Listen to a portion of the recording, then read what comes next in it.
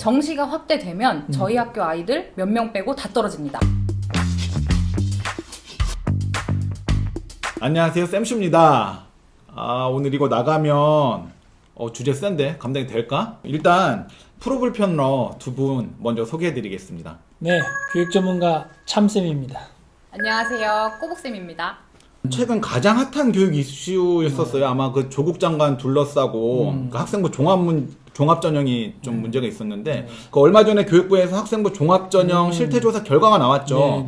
그거를 좀 참쌤께서 좀 간단하게 설명 좀 해주시겠어요? 뭐 간단하게 설명은 불가능해요. 불가능한데 그래도 짧게 설명하면 학생부 실태조사를 했는데 한 방이 없었다. 한 방이 없었다. 큰 건 없었고 자잘한 건 많이 나왔는데 오히려 수능은 문제가 없나? 사교육업자들만 좀 살판 나지 않았나? 맞아요. 저 그 정시 확대 기사 보고서 사교육 업체들 주가가 훌쩍 뛰었다라는 얘기. 집값도 엄청 뛰었습니다. 강남이 벌써 2억이 올랐다는 얘기가 나올 2억? 정도로 정시 확대가 되고 나서요. 그렇습니다. 2억? 심각하죠. 미쳤어 진짜. 국민들 대다수가 아직 풀지 못한 게 하나가 있는 것 같아요. 그 평가의 공정성, 정성평가로 이루어지다 보니까 이게 평가에 문제가 있는 거 아니냐. 근데 원래 학종의 어원은 입학 사정관 전형이었어요. 유태인들이 대학 사회에 너무 많이 들어가고 미국 주류 사회 편입이 너무 많이 되니까 이걸 억제하기 위한 차원에서 입학사정관 전형을 처음으로 만든 거예요. 입학사정관 전형은 선발하는 사람의 주관적 의도가 사실은 개입될 수 있어요. 사회적 약자인 기초생활수급자 가정이나 차상위 계층 가정이나 농어촌 지역의 학생들이나 읍면소재지 학생들 이 학생들을 좀 배려하자라는 취지로 이 제도가 발전하면 굉장히 건강한 건데 그러네요. 지금 사회적으로 문제가 되고 있듯이 특권층이 특권의식을 가지고 반칙을 저지르기 위한 통로로 이 제도를 이용하면 그것은 역시 또 참담한 결과를 낳을 수밖에 없어요. 그러네요. 그래서 이 모델이 지금까지 온 방향은 공교육의 정상적인 교육 과정에서 소화할 수 없는 내용은 생활기록부에 기재하지 않는 것이 원칙이고 대학에서 전형을 설계할 때도 이걸 평가 요소로 삼지 않는 것이 원칙이었던 거예요.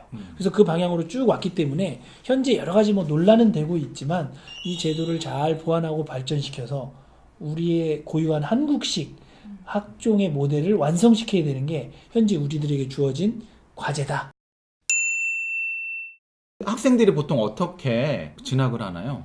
저희 학교 같은 경우에는 교과 더하기 면접 혹은 생기부 더하기 면접 이런 식으로 갑니다. 둘 다 학생부 종합전형이네요. 그렇다고 볼 수 있죠. 작년과 올해의 아이들 두 아이를 소개해 드리겠습니다. 작년에 지리 덕후. 이 아이는 다른 수능 과목은 절대 안 나와요. 근데 지리만큼은 한국 지리, 세계 지리가 굉장히 우수한 친구였는데 이 친구가 생기부에도 지리 관련 내용이 많고 면접에서의 자기의 지리 사랑이 드러났기 때문에 교수님에게 눈에 띄어서 합격을 한 친구가 있습니다. 그리고 두 번째로는 내신과 수능이 조금 부족하지만 그 전교회장 출신으로서 넘치는 자신감과 에너지로 이번에 경영학과 합격을 한 친구가 있습니다. 무연아 보고 있니? 네 얘기했다. 네.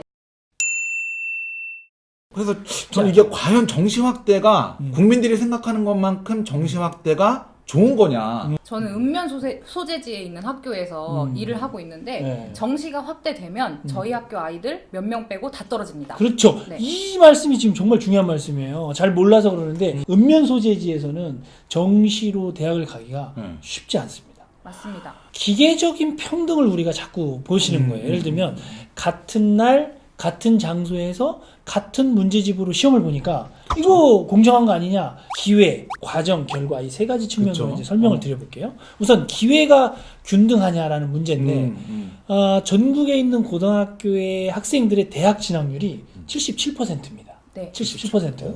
그런데 제가 보고 깜짝 놀란 게 강남, 서초, 송파 특히 강남구 소재 고등학교들 진학률을 제가 봤어요. 30%대인 학교들이 많아요. 30%요? 네. 그 학생들은 10명이 졸업하면 3명이 대학을 가고 7명은 다 재수, 삼수, N수의 길로 바로 간다는 뜻이에요.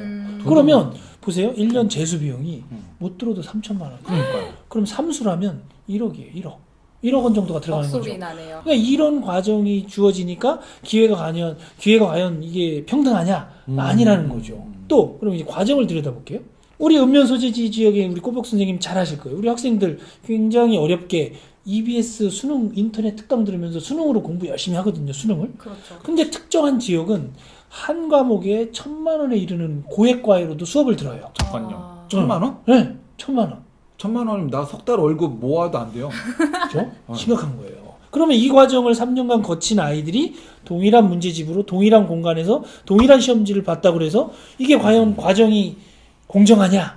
전혀 그렇지 않죠. 그렇지 않잖아요. 네. 차이가 나는 거예요. 그러면 결과를 볼까요? 결과는 더 충격적이에요. 2016학년도, 2017학년도, 2018학년도 3년 동안 서울대학교의 정시, 수능 전형으로 합격한 학생 수를 비교해 봤더니 54만 인구가 있는 강남구가 1,000만 인구의 4대 광역시보다 3년간 서울대학교의 정시로 합격한 인원 숫자가 더 많았어요. 와. 이거 약간 소름이야 진짜.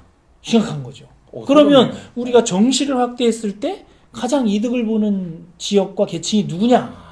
이 정부가 이런 선택을 하면 안 된다는 거죠. 그래서 수능이 가지고 있는 이 기계적인 어떤 그 결과치를 가지고서 우리가 과연 수능을 공정하다고 할 수 있느냐? 이건 우리가 다시 생각해 봐야 되는 거예요.